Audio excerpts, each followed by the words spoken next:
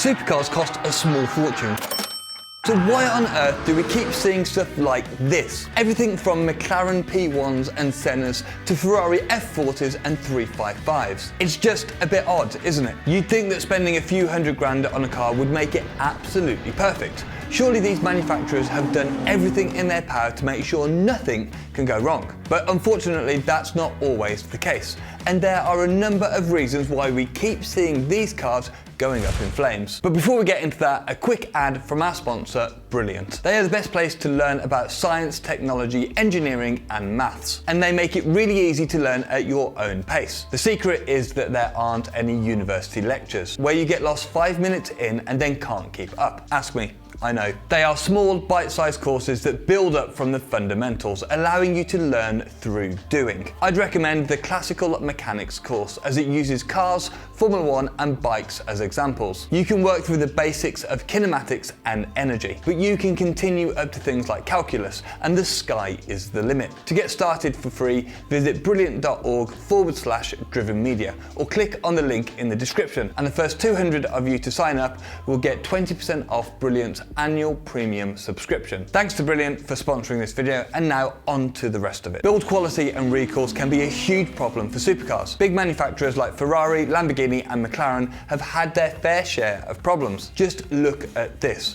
McLaren recalled 2,763 cars across 4 different models, one of these being the Senna, to fix a problem where a foam pad under the fuel tank was collecting water, potentially leading to corrosion on the fuel tank and quite a large fire risk. Ferrari are one of the biggest brands on the planet, and yet still it's had major problems with fires. 458s kept spontaneously combusting because of a dodgy adhesive used in the wheel arches. The glue would overheat, start to smoke, then catch fire. But that sounds absolutely insane on a car that would have cost £150,000. It's not just the newer cars either. In 2009, Ferrari recalled certain 355 models from 1995 to 1999. They said that independent repair facilities could have incorrectly installed screw clamps close to the fuel lines, and that improper installation could lead to vehicle fires. Back in 2017, Lamborghini recalled 5,900 Aventadors because some of them were going up in flames when they had a full tank of fuel. They said that certain driving conditions meant the fuel was coming into contact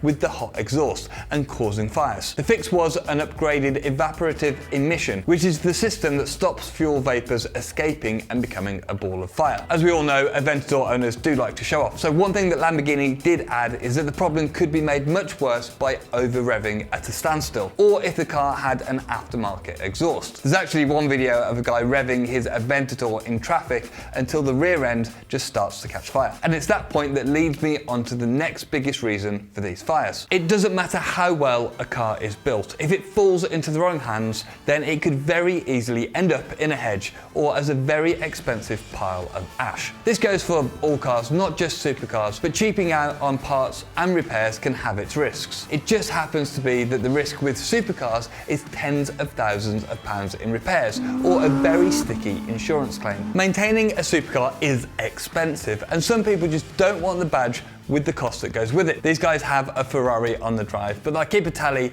of every time they've bought you a drink in the pub. That same guy will also have his £100,000 plus supercar maintained by Dave the mechanic, whose main business is oil changes on Corsas and Fiestas. Now, there's nothing wrong with that, but it's probably best to have someone who has some experience on working with highly strung and highly expensive cars. A small leak from something like a dodgy or badly fitted fuel injector could lead to a huge fire, and it would be a very difficult road to figure out who's to blame. Sure, there are definitely ways to own a supercar on a budget if you know what you're doing, but it's not for everyone. Then you've got the people who give these cars abuse every single time they drive it. Yes, a supercar is usually built to withstand a track day or two, but they're still road cars and they still need to be treated with some mechanical sympathy. Race cars and track cars are built to withstand phenomenal levels of constant heat and abuse, but they're also not just sitting in traffic or just over-revving at a standstill.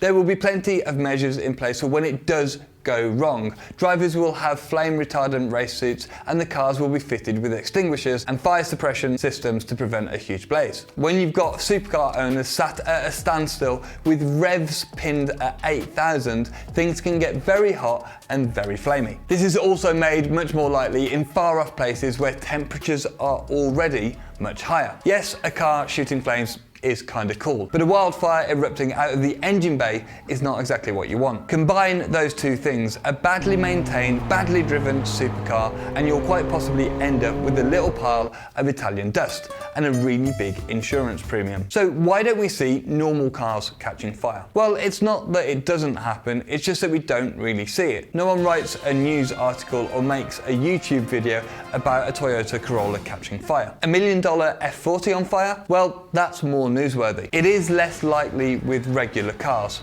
Most mass-produced cars are built to be safe and reliable and are usually driven at 10% of their capacity. A supercar can be seen as a Veblen good. What that means is that their price often makes them desirable, and that's not necessarily reflected in the quality of the product, hence major issues like fires. You should check out this video on Honda's crazy oval piston engine, and if you enjoyed this video, please give it a like and subscribe for plenty more to come.